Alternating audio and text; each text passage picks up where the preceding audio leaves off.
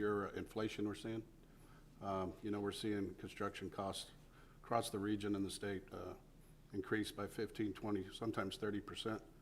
And that 30% times 300 million is 90 million bucks. So we might need some buffer, just as a suggestion. So the difference, you're thinking ahead like we are, the inflationary impacts of those projects, as well as those projects being estimated, the construction cost may be a few years old. Right. So we'll do that calculus between now and the next time you see it. Perfect. So yeah, you're eating up our cushion already. Yeah. We anticipate that too. Us engineers could do that real quick. But on the other side, just because we like to look for more money, with the Infrastructure and Jobs Act passing, there may be more money. Yes, sir. And so, again, we'll work both sides of the equation. Okay. Bring it back. But right now, it's a list that's moving forward in that text dot process. And we'll bring any differences when we see you next month. Any more questions or comments? Well, Chair, I'll add to Dan's comment. Rob, work with our staff, because I can tell you, we just bid a project today, one of our future I-69 corridors that came in 23% over.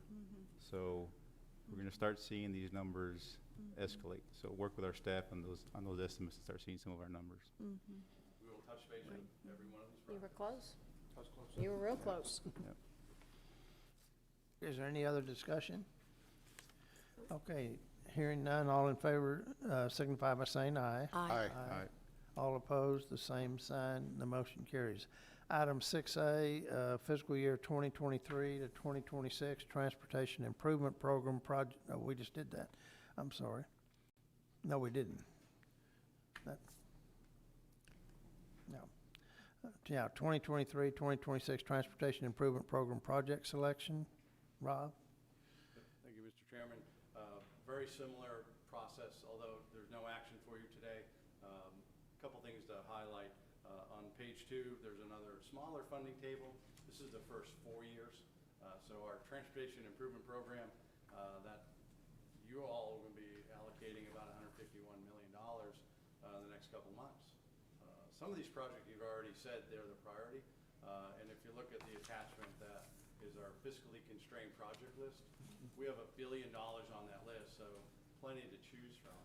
And so as you prioritize, you'll hear from the public, you'll hear from the technical folks, and you'll hear from the MPO staff of what we think of those 4 years of priorities by those different flavors of money or the funding categories. But it's a number, as we talked in the last item. Good. Inflationary impacts will be there, latest bidding information, project readiness will come into bear. Any new money that comes for carryover money from prior years of projects that didn't go forward, anything out of the Infrastructure and Jobs Act. So the numbers here are we know it's going to change. But as an information item, we want to make sure that you had a chance another 30 days to look at the document. So we link the document for you all. So the entire document is 80 to 100 pages. 2 big changes in that. We updated the performance measures for safety based on the latest TxDOT information of what's going on with fatalities and crashes and all that. So that whole section has been rewritten. We also have the financial plan. That's been rewritten because the last time we did it was 2 years ago. A few things have happened in 2 years, so I'll point your attention to look at that. The list of projects has not changed. And so if you look at that document, as the technical folks are looking at it and the MPO staff are looking at it, any changes we'll bring back to you next month. Next month, we hope to have you release it for the 1-month public comment period. Today is just information. If you had anything you saw, as Dan pointed out, inflation is going to be a digger on this, right? And so we'll be looking high and low within this. You do have the list of projects that hasn't changed. The timeline hasn't changed. And then one other attachment is a graphic. I'll hold it up for audience and others. Our graphic of, I'll give you a chance to get it, but this is a map of our regionally significant corridors. This one's important because as we look through the current set of projects, we think, some of the technical folks are seeing some projects that may have delays in moving forward for clearance or whatever the reason. So MPO staff, we hate leaving money on the table. We want to get you all the money you can, allocate it to projects, get it out the door. So with that thinking, what this map represents, these are the significant corridors that the federal rules and regs allow an MPO, and through your action, you could create a funding category for traffic operations and safety. So address the safety issues in the region on these significant corridors, and you could allocate remaining funds or whatever funds, and I'll pick on mostly category 7. So in category 7, if you want to apply $10 million that don't have a project yet, you could do that. And that secures the money. It prevents anyone from looking at money laying around and try to reallocate it for you. And so you may remember that there's a statewide traffic safety task force. Part of their mission was looking for money available in category 5, 7, and 8. We saw Cat 7, and if we see any Cat 7 laying around on your books, we want to give you an opportunity to allocate it, to budget it, or to say it's got a use. So don't think about reallocating it at a state level. And so that's why we put this graphic in there. We know there are safety issues within the region on the major corridors. We are developing a traffic software, crash analysis software that will be probably state of the art, that will bring some results to you. And the committee that's meeting right after you today, we're going to talk to them about it. We don't have results yet, but we're going to be able to look at our corridors, look at that low-hanging fruit of what do you do to make the corridor safer. And so in a nutshell, there's 90 parameters of that software to look at. Do you fix the signal? Do you fix culverts? Or do you put more guardrail in? Or whatever it is, those 90 characteristics, where can you put money to make the corridor safer? And so we have all the back analysis on all the accidents that have occurred. And so we're pulling that data in, and it's going to spit back, here are some ideas of how to fix the corridors, make them more safe. So that's what we're looking at. That's a little bit of a preview. But in this item, it's just an element to make sure that we allow you to allocate all the money that you have. And so that's the intent of that. We're not picking corridors. We're not saying we're taking money from any projects, because you have a list of prioritized projects. The money is allocated to those projects. But as we review those projects with your technical committee, they may move projects further down in time. They may go from 4 to 10 years out because it's not ready for whatever reason. So we're just anticipating letting you have the ability to spend all the money, and then we like to ask for more money. So we'll bring that back to you as well. So this item, again, is an information item. We're happy to answer any questions with either the document, changes to the document, like the safety parameters, anything on the corridors, anything on the projects that we know about. Again, no action today, but next month you'll have an action. Anybody have any questions or comments? Okay. And then one more piece. All right. If you look on, again, page 2, there's that funding table. There's something called Category 9. And so if you recall, we did a call for projects for STPG-SA, Cat 9.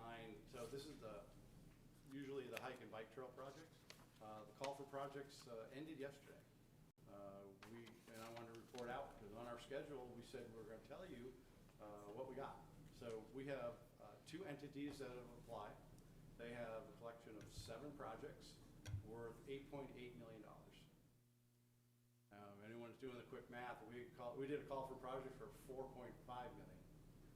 So we have $8.8 million fighting over $4.5 million. So we are going to put it through the analysis. We'll take it back through the technical advisory committee. You'll get an update next month, but you won't be awarding it next month. You have 2 months. So we're going to go through all the projects, all the detail. There'll be a back and forth of with the project sponsors to make sure we have the strongest applications possible. So when they're fighting it out with each other, we want to make sure that you all award the most beneficial projects. But we're just glad we got a lot of great projects. So kudos to staff for City of Corpus Christi, City of Portland. Those are the 2 entities. So well done. So now the fun begins. Any other questions or comments? Okay, item 6B, fiscal year 2023 and fiscal year 2024 draft unified planning work program. Craig? Good afternoon. So the two-year work program, we provided you information a couple months ago. This is our normal two-year update. It's built, we looked at the 2022 process. That was year one of a four-year planning process. Then we incorporated the after-action report that we developed after the last long-range plan and TIP, and then included the new requirements from the IIJA, the two new executive orders, and now new planning emphasis areas that were given and distributed to you with last month's packet. And use that to put together sort of outline of the tasks. I'll just briefly go through the planning emphasis areas because they do have a noticeable impact on what was going to be our work program before we got those. So the first one is tackling climate change.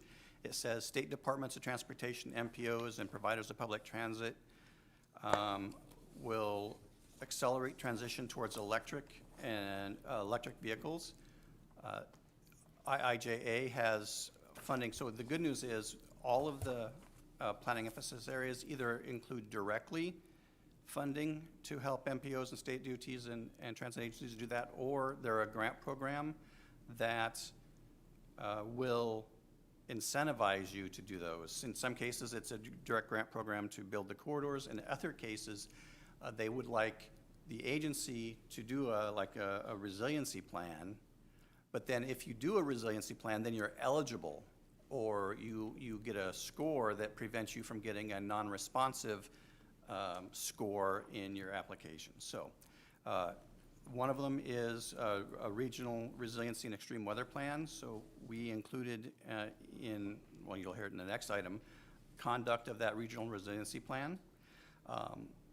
And there's, in addition to getting points in a couple of grant categories, there's a specific grant called Protect that will provide funding and free up 15% of Category 2 money that through TxDOT that we can put on non-NHS route projects. And normally Category 2 is for the National Highway System. If we have that plan, we can use up to 15% of that to do projects that will aid resiliency that is not on the National Highway System. There's an Equity and Justice 40 requirement where we need to do a Regional Comprehensive Safety Master Plan. That's something that was already in our scope of work to do with the meeting after this, the Regional Safety Plan. It says that also that we need to put 40% of our federal investments in disadvantaged communities.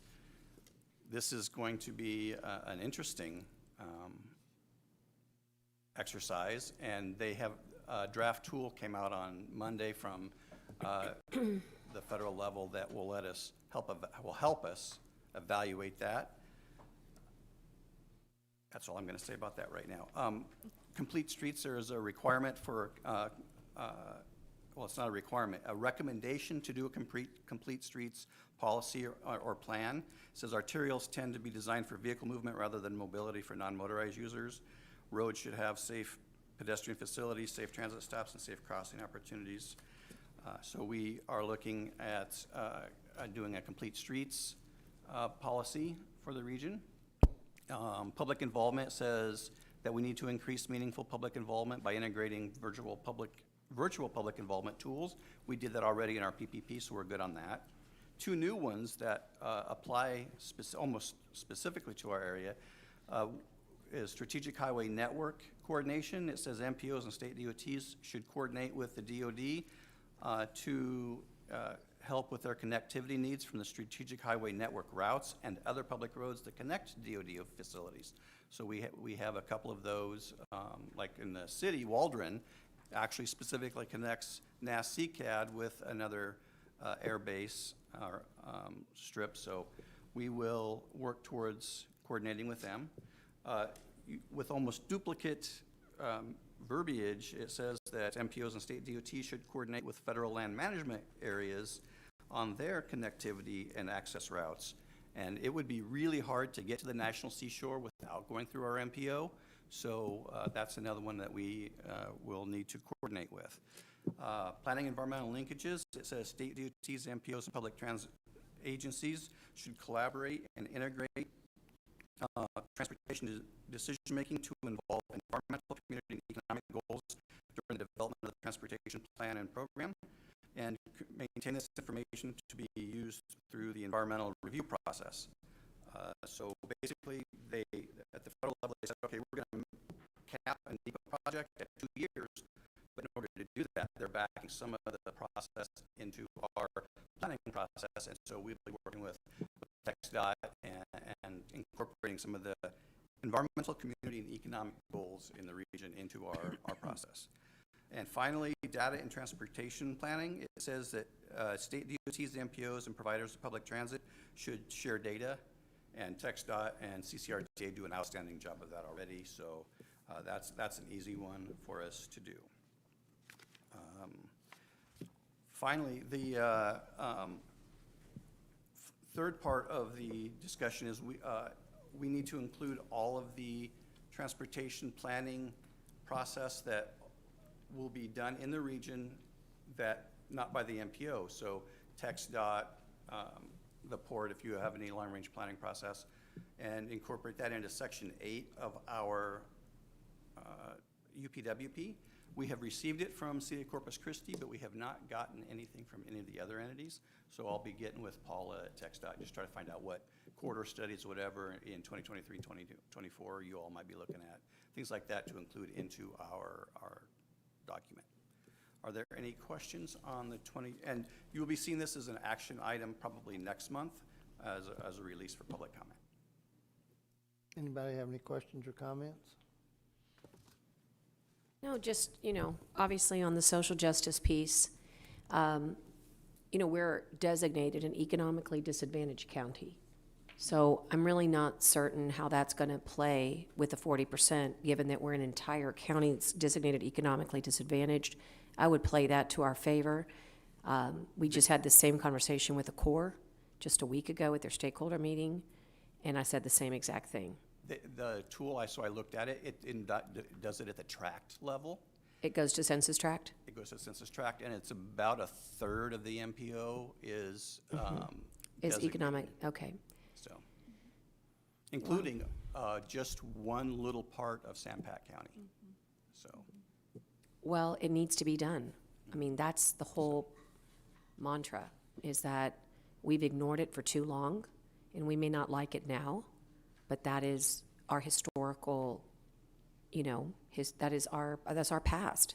And now we're having to really make up for lost time. It may not be what we want, because we want to be able to plan the way we want to plan, but I think what the administration is saying to us all is it's time to invest in these areas, because quite frankly, when we let you all do it, it didn't get done. And so I'm certainly right with you. We wish that they would come see our community and recognize that by investing in one area, we actually are connecting a disadvantaged area, right? We want to be able to tell our story. But I've been told, in no uncertain terms, at least for core infrastructure, which is going to be the same here, that we need to follow these rules. And so I'm going to be really interested to see how you think that can work, and then still try to achieve our overall goals. But they're very, very serious about it, and there is absolutely there's no leeway here. they are definitely very serious about it. They are. And so one of the things that we'll be doing at some point in the foreseeable future is looking at the projects that are in the TIP and trying to work with that tool, because it's definitely a beta tool right now. It and, is. And try to figure out what projects are where, so. Right. Thank you. Any other questions? Okay, any other questions or comments? Yeah, and I think, Rob? tying back to what we talked about on those corridors that we have in our region, if you apply safety money, those corridors go throughout the region, throughout the demographic. That may give us an advantage to apply money to. That's a good way to look at it. Yeah, you're going to have to look for those nexuses, right? There's going to be ways, but again, I think it's a mistake. It's just like when ADA came out. I think it's a mistake to say, oh my God, it's going to cost us a fortune, it's going to be so negative. when the reality is that we really need to embrace it because it's going to be good for us long term. The problem is that it comes out of nowhere, right? So we didn't have we're not prepared. Right. And when you're flat-footed, it's hard. But I think the safety nexus is a great one, and I bet we have more census tracts than most. That is true also. Okay, so we have to look at the positive, and I want to be very careful that we message it as a positive, because those disadvantaged communities are disadvantaged for a reason, and this is to auto-correct, and that's really important in our messaging. You made a comment that the NEPA would be capped. Does that mean that from start to finish, you have to have it done in 2 years, you start over, or what was that So about? what it's doing is, there has been a problem at the federal level with other federal agencies not being responsive to the Department of Transportation and taking too long to get their comments. Yes. I'll pick on the EPA because that's a pretty Right. easy one to pick on. It takes them too long to get back. And so what the IIJA did is it said, okay, we're going to keep doing our process, but you don't get to keep taking it. You are cut off. They put definite hard times on the response to comments from the other federal agencies. And they said that on average, an EIS can take a maximum of 2 years. So all of them that are done in each state have to average out to be in a 2-year process. And that's significantly shorter than what the average is right now. And it's because of the EPA responding or FAA or whoever, so. Thank you. Okay, any other questions or comments?